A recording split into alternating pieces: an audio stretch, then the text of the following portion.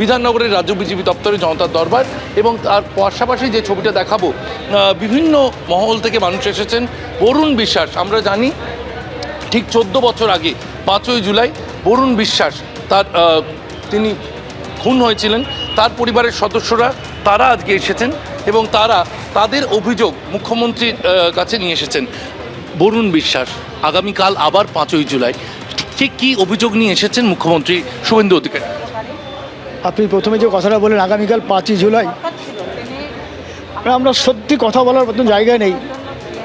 আমাদের এই মানবিক মুখ্যমন্ত্রীর কাছে আমাদের একটাই দাবি, বরুণের যে হত্যাকাণ্ডের সত্যিকারের যে মৃত্যু রহস্য, যে তদন্তর নামে প্রহসন হয়েছে, তদন্ত কিছুই হয়নি।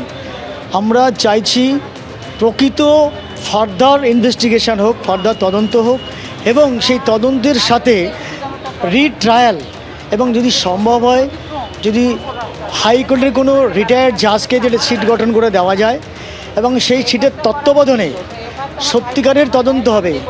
যারা প্রকৃত দোষী এবং যারা প্রকৃত দোষী বলতে পশ্চিমবঙ্গ নয় ভারতবর্ষের লোক জানে যে মাস্টার মাইন্ড হচ্ছে তৎকালীন খাদ্যমন্ত্রী, পরবর্তীকালে বনমন্ত্রী জ্যোতিপ্রিয় মল্লিক। তার নেতৃত্বে অন্তত 100 থেকে 150 লোক বরুণের হত্যাকাণ্ডের সঙ্গে জড়িত। আমরা এই মানবিক মুখ্যমন্ত্রীর কাছে সেই মেসেজটা দিতে এসেছি, আপনাদের মাধ্যমে মুখ্যমন্ত্রীর কাছে আমরা আবেদন করব।